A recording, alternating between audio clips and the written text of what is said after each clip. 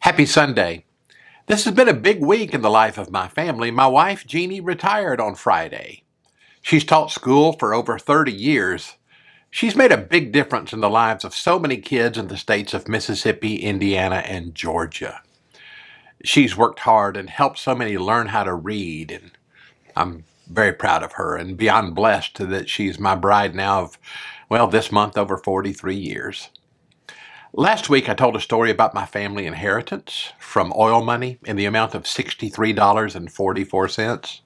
Crazy friends of mine, David and Janie, sent a donation to David Shivers Ministries in that exact amount. They matched my inheritance. It made me smile. I do want to thank all of you who have donated today over the years to David Shivers Ministries. It's a 501c3 and all gifts are tax deductible, and I may mention that about twice a year, so that's over with. Today's verse from Proverbs is spot on for today's world. In chapter 15, we find this teaching from verse 15. For the despondent, every day brings trouble. For the happy heart, life is a continual feast.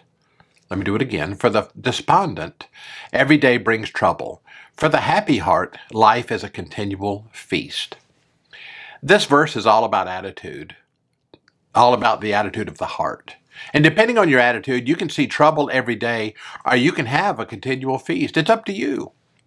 I suppose this describes the glass half empty crowd versus the glass half full.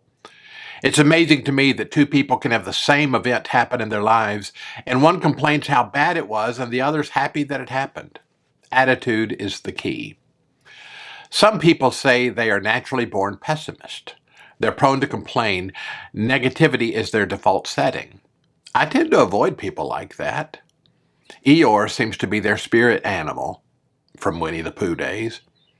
If they were baptized, it seems that lemon juice was substituted for the water. I once knew a man that if you ask him how are you, he would respond, I'm going to die someday. Not the best response, is it? For the despondent, every day brings trouble.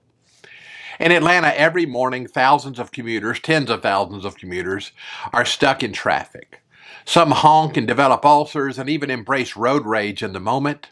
Others listen to music, talk on the phone, learn from a podcast. Same situation, totally different results. There's an old story of a set of young twin boys, one wired negatively, the other positive. On their 10th birthday, their parents gave the complaining son a new bicycle, a game system, a BB gun, and season tickets to Disneyland. He looked at the bike and said it was the wrong color and he'd rather have a scooter. He looked at the game system and said it was not as nice as the neighbor kids.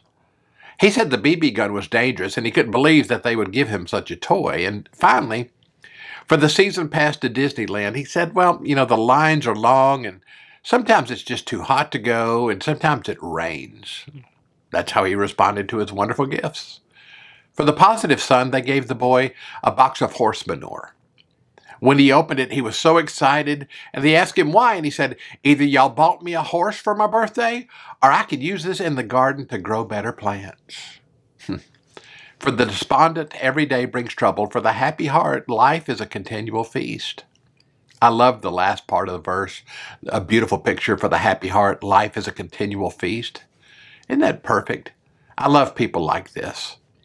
My father-in-law has been in heaven for almost 10 years now. When you would ask him, how are you? He would respond, super good, but I'm getting better.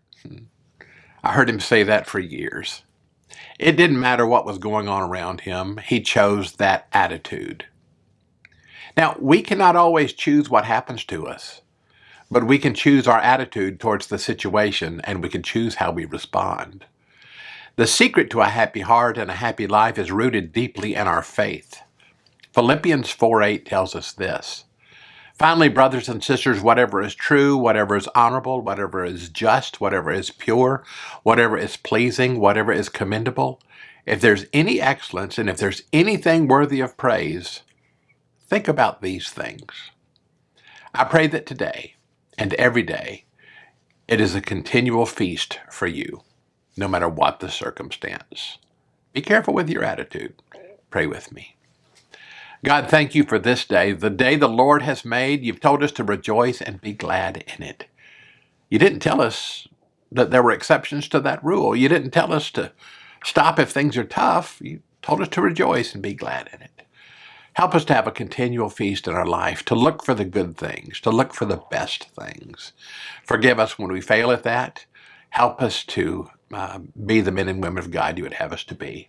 In Jesus' name I pray. Amen. God bless. Have a great day.